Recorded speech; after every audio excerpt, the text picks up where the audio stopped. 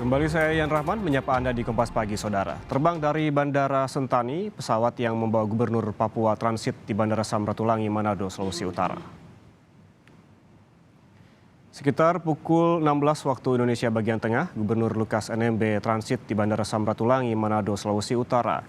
Lukas NMB transit di Manado selama lebih dari 2 jam sebelum akhirnya terbang ke Jakarta dengan menggunakan pesawat Lion Air pada jam 19 waktu Indonesia Tengah.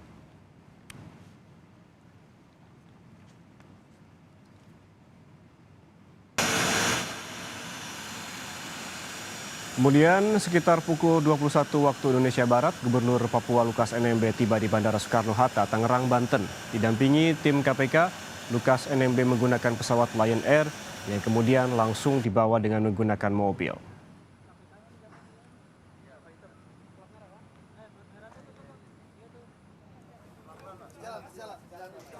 Gubernur Papua Lukas NMB setelah tiba di Jakarta menjalani perawatan sementara di Rumah Sakit Pusat Angkatan Darat atau RSPAD Gatot Subroto sebelum menjalani pemeriksaan oleh tim penyidik KPK.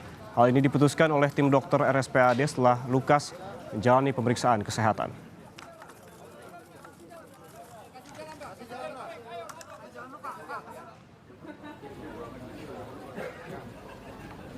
Sementara itu, Ketua KPK Firly Bahuri pada Rabu dini hari tiba di Rumah Sakit Angkatan Darat atau RSPAD Gatot Subroto, Jakarta.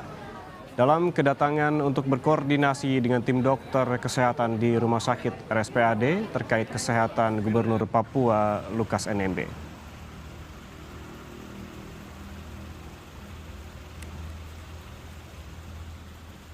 Kami ingin menyampaikan bahwa hari ini tadi pada jam 12:07 waktu Indonesia Barat kita telah melakukan upaya paksa terhadap saudara Lukas NMB. Dan tadi pada jam 21:48 saudara Lukas NMB sudah sampai di RSPAD. Saudara, kita perbarui informasi Anda pasca penjemputan paksa Gubernur Papua Lukas NMB. Sudah ada jurnalis Kompas TV Intan Azhar di Rumah Sakit Pusat Angkatan Darat atau RSPAD Gatot Subroto. Dan ada juga jurnalis Kompas TV Fendi Rakmeni di Jayapura, Papua. Saya ke Intan terlebih dahulu di RSPAD. Intan, bagaimana kondisi pada hari ini pada tersangka Lukas NMB hingga pagi ini? Karena sebelumnya memang KPK memutuskan untuk memasukkan Lukas NMB ke RSPAD terlebih dahulu. Lalu bagaimana kondisinya hari ini?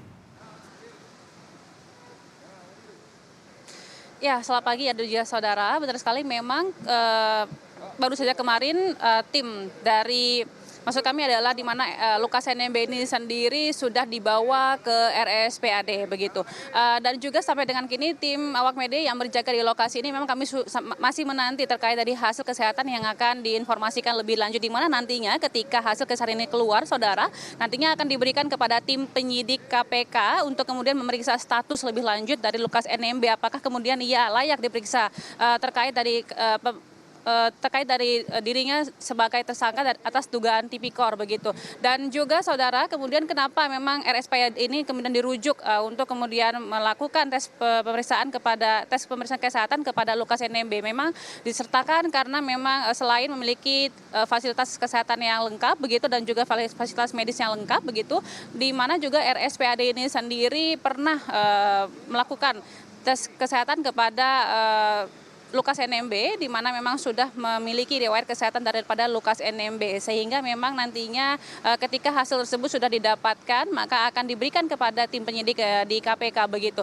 Dan juga saudara, kami juga tadi sudah mendapatkan konfirmasi dari Ali Fikri selaku dari Kabak Pemberitaan, di mana nantinya akan dilaksanakannya konferensi pers secara langsung terkait dari pemeriksaan dan juga penangkapan Lukas NMB kemarin di Jayapura pada nanti siang di kantor KPK, saudara. Dan juga sebelumnya di sini memang Lukas NMB sudah pernah dipanggil oleh KPK selama 2 kali dan juga mangkir selama 2 kali pula. Hal ini memang dikarenakan adanya masalah kesehatan daripada Lukas NMB ini sendiri, sehingga memang tim dari KPK kemudian melakukan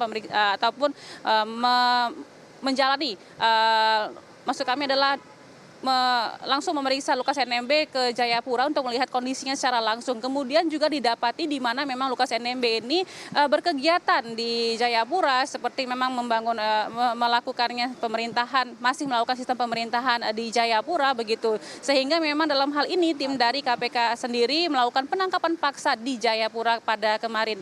Dan juga sebelumnya saudara, Lukas NMB ini sendiri juga sudah merupakan seorang tersangka atas kasus dugaan tipikor, yakni penerimaan suap terkait dari pembangunan infrastruktur di Papua. Yan. Baik, artinya kepastian soal pemeriksaan Lukas NMB setelah dirawat di RSPAD Jakarta ini akan diberikan informasinya lebih lanjut oleh KPK pada konvers siang nanti. Kita bergeser ke Jayapura, Papua. Sudah ada Vindi Rakmeni di sana. Vindi, kemarin sempat terjadi ricuh begitu di Makobrimob Papua dan menewaskan satu orang yang diduga simpatisan NMB. Pada pagi ini, sejauh ini yang Anda pantau di sana bagaimana kondisinya?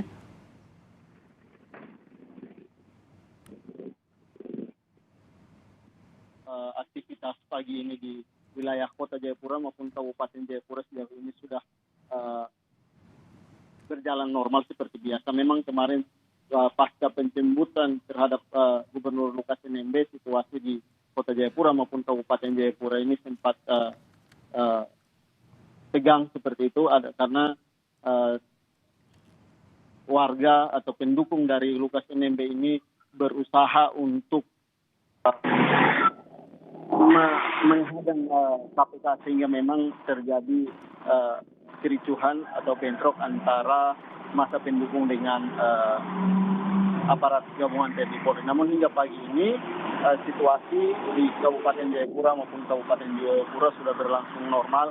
Kantor pemerintahan dan juga kantor swasta dan beberapa pertemuan di Kota Sentani maupun Kota Jayapura sudah berjalan. Namun ada beberapa atau seluruh sekolah di Kabupaten Jayapura maupun Kota Jayapura untuk sementara ditutup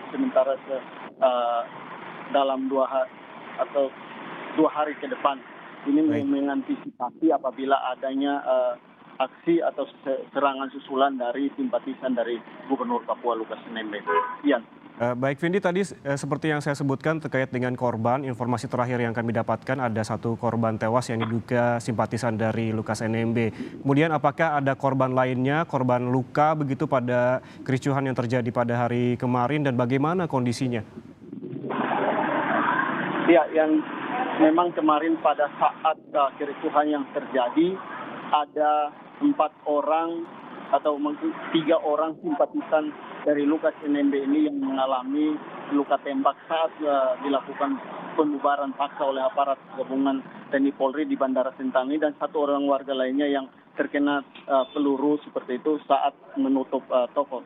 Dari ke-4 korban yang terkena tembakan ini memang terdapat 1 orang yang meninggal, dan korban meninggal ini tadi malam sudah diambil oleh keluarga di Rumah Sakit Umum Daerah Yowari dan hari ini rencana akan dimakamkan. Sementara untuk 3 orang lainnya ini masih dalam perawatan medis di Rumah Sakit Umum Daerah Yowari dan Rumah Sakit Bayangkara. Hingga pagi ini terpantau atau dari keterangan yang kami dapatkan dari Kabid Humas Polda Papua bahwa kondisi dari ketiga korban ini semakin membaik. Karena memang tadi malam sudah dilakukan penanganan medis di mana peluru sudah dikeluarkan dari ketiga korban tersebut. Sekian. Baik, ini artinya ada korban luka sebanyak 3 orang dari simpatisan Lukas NMB dan 1 orang warga sipil yang menjadi korban luka tembak dan saat ini tengah dirawat di rumah sakit. Terima kasih jurnalis Kompas TV Vindi Rakmeni dari Jayapura, Papua, dan sebelumnya ada Intan Azhar dari RSPAD Gatot Subroto, Jakarta.